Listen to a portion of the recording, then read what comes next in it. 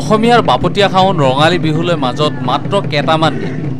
ৰাজ্যৰ চৌদিশে এতিয়া ঢোলৰ গুমগুমনি আৰু বিহু গীতেৰে মুখৰিত।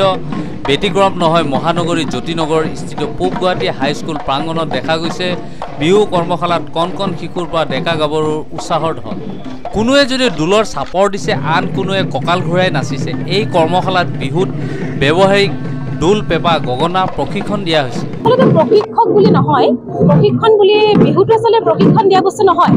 বিহুটো আমাৰ অসমীয়াৰ দেহে মনে প্ৰাণে তেজতে আছে। গতিকে ল'ৰা ছোৱালীখিনিক অকণমান দেখাই দিব বিচাৰিছোঁ কেনেকৈ মানে অকণমান আদি বুলি যিটো আৰম্ভণিখিনি সেইটোৱে। বাকী আৰু বিহুটো নিজে নিজে গান আহিয়ে যায়, নিজে নিজেই শিকিব। আৰু ইয়াতে দুপনীয়ে ধুনীয়াকৈ ঢোলৰ প্ৰশিক্ষণ দিছে, বিহু নামৰ প্ৰশিক্ষণ দিয়া হ'ব আৰু আজিৰ পৰা আমাৰ আৰম্ভ হৈছে। আৰু বাকী আৰম্ভণি দেখিছে আপোনালোকে, সেয়াই আৰু খুব সুন্দৰ। আগতে আমি নাচিবৰ কাৰণে লাজকে ওলাই আহিছিলোঁ, আমাক আহিব নিদিছিলে ঘৰৰ পৰা। কিন্তু এতিয়া মই দেখিছোঁ অভিভাৱকসকল ইমান আগ্ৰহী বিহুটোক লৈ পেলাই, ইমান সুন্দৰভাৱে তেওঁলোকে সজাই পৰাই লৈ আনিছে। মাকবিলাকে নিজৰ সময় মানে উলিয়াই পেলাই, ইমান কাম থাকে গৃহস্থনীগৰাকী, তথাপি মানে ল'ৰা ছোৱালীখিনিক লৈ আহিছে, সজাই পৰাই লৈ আহিছে। আৰু ল'ৰা ছোৱালীখিনি খুবেই আগ্ৰহী, পাৰক নোৱাৰক নাচিছে আৰু সেইটোৱে ভাল লাগে। সেয়াই আৰু উচ্চ বিদ্যালয় শিশু নাট্য কেন্দ্ৰৰ উদ্যোগত 11 দিনীয়া আমি কৰ্মশালাৰ আয়োজন কৰিছোঁ। ইয়াত একেবাৰে সৰু সৰু ল'ৰা ছোৱালী আৰু ডাঙৰো আছে। আমি তেওঁলোকক বিহু নাম, বিহু নাচ, বিহুৰ বাদ্য তেওঁলোকে যি ধৰণে গ্ৰহণ কৰিব পাৰে, তেওঁলোকে গ্ৰহণ কৰিব পৰা ধৰণে আমি তেওঁলোকক শিকাবলৈ যত্ন কৰিম।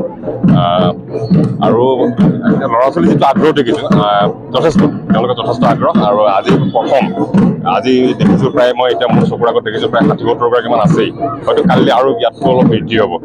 আমি তেওঁলোকে যিখিনি অন্ততঃ অন্য আমি শিকাব পাৰোঁ ন বেলেগ কথা, কিন্তু অকণমান আমাৰ যিহেতু অসমীয়া বিহুটো জাতীয় মেৰুদণ্ড, অন্ততঃ মেৰুদণ্ডডালৰ বিষয়ে তেওঁলোকে অকণমান জানিব, বুজি পাব। নিশ্চয় আমি আশাবাদী।